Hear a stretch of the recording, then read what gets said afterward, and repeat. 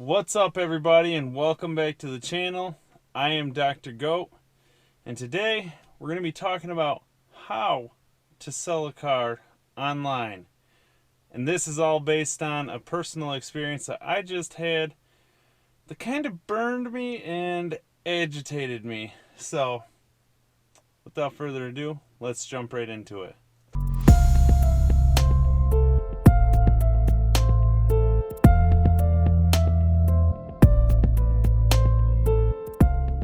So guys, I post videos every Tuesday and Friday.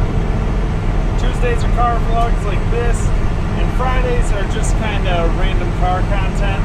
So make sure you hit that subscribe button as well as the bell so you don't miss anything.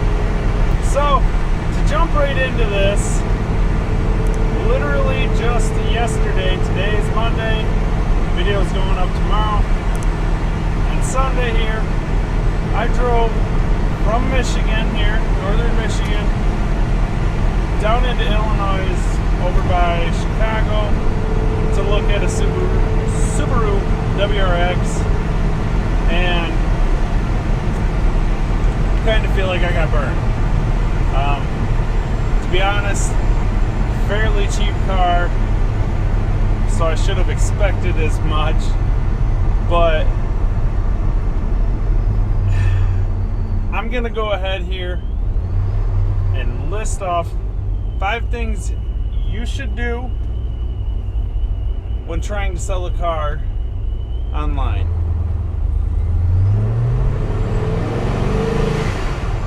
Number 1, make sure you get some good photos, some new photos.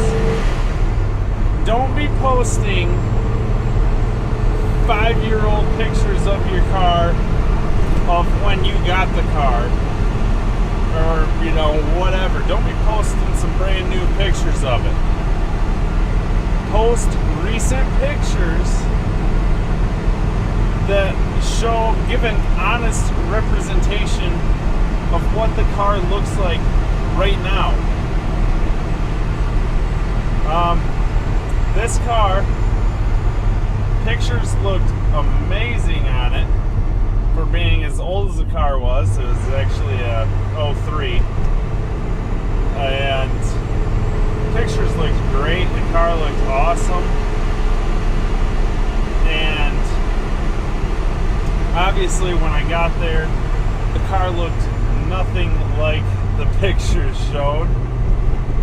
Like it had a resemblance, but it was a lot rougher. You could tell that he used some old pictures. I've got to assume from when he got the car, because I feel like it would take quite a while to get the car in the shape that it was actually in when I seen it. So, number 2, in your pictures, still going along with pictures here, make sure you show any kind of major blemishes with the car. Honestly, if it was me and like I was posting this, I would show you all the dents that the car might have, any scratches that are like easily visible, pretty easily visible to the eye. Like, you want to be upfront and honest with people in your pictures, because that's the first thing that people are seeing is the pictures. They're scrolling through, like after they see your price, or right around that same time, honestly, they're scrolling through the pictures to see how the car looks. So, in your pictures, any rust the car might have, show that. Any dents, any scratches. Like, you want, in order to get the car sold quicker and as close as you can to your asking price, make sure you're showing in your pictures any issues that the car might have. Because the more honest you are in your pictures, first of all, they see that you're honest in the pictures, that gives them a better idea that you're an honest person, and that you're actually giving them what they're expecting. So now, number 3 is in your description. This is kind of going along with number 2. In your description, be very detailed on the car.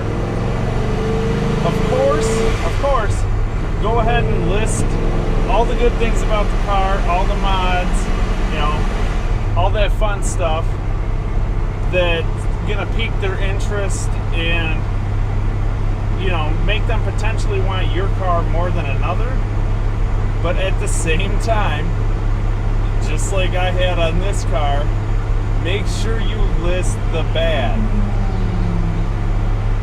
This guy listed one thing wrong with the car, which was he said that the rear brakes needed replaced. Now, I'm gonna explain in my video on Friday a little more into detail on this, but let me just say that was definitely not the only thing wrong with it, and that it was a lot worse than just needing replaced. So, like I said about the pictures, if there's any rust, you're showing it. Make sure you're also mentioning that in your description. Mention how bad the rust is. Now, if it's an older car like this and it actually has no rust, I would definitely be pointing that out, especially around here in Michigan, because that's something that a lot of people are seeing a lot of. And if you actually don't have any rust, that's going to really get people interested around here. Point number 4. As I'm about pulling up to the gym here, make sure you're responding to people's questions. Okay? You want to get the car sold, right?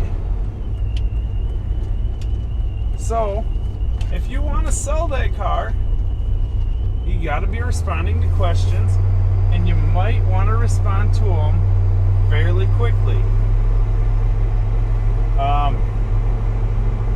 Okay, so especially if it's a cheaper car where, you know, there's multiples of them out there and it's easy to find a decent deal on them. These people that are looking for cars are going to be looking pretty often, and, you know, they're not, more than likely not going to be just looking at yours unless yours is really something special. So when someone messages you, as soon as you can, I would say, message them back.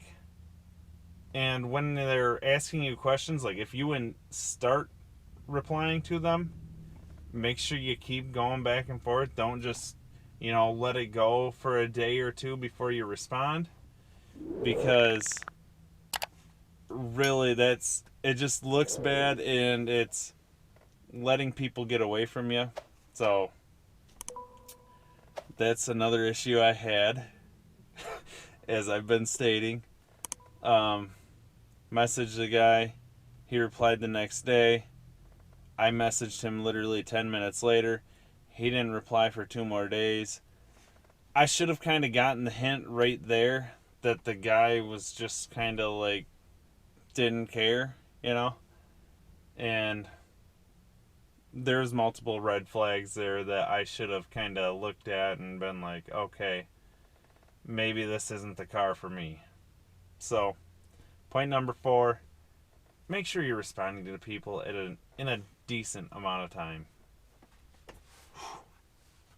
And number 5, last but definitely not least, this is most important in my eyes, don't waste the potential buyer's time. Now, you don't want to waste your time either, but be upfront and honest about everything with the car. Going back to my situation here, I literally drove 4.5 hours, well, by the time we had to get gas and whatnot, 5 hours each way to go and look at this car, and it was nothing like what the guy was leading it on to be by his picture's description and what he actually responded to me about. So I literally ended up wasting pretty much a whole day there. I got up at 5 in the morning, left the house at 6 in the morning, didn't get back until 6 o'clock at night, and it was literally a waste. Like, as soon as I seen the car, I knew I did not want it.